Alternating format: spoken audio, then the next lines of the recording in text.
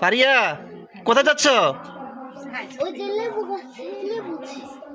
লেবু গাছে লেবু ছিটবা? তোমাদের লেবু গাছ আছে? কয়টা? একটা লেবু গাছ আছে। কেমন, এটা কে লাগাইছে? তোমার আব্বু। কেমন? তাইলে ভালো হইছে, একটা লেবু গাছে কষ্টে মষ্টে একটা লেবু ধরছে। যাক, আজকে লেবুটা পারবা। কেমন? একটা কবিতা আছে না? কবিতার নাম কি?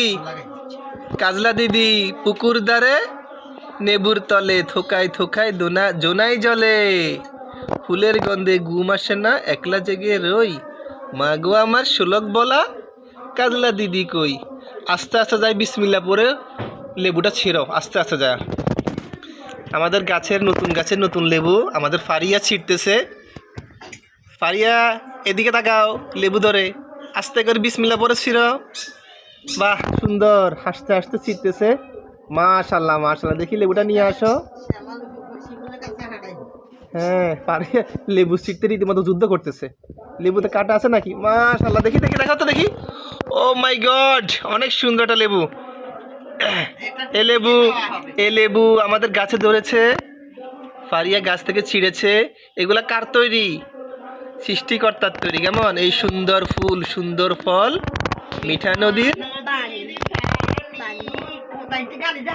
তোমার মেহেরবানি।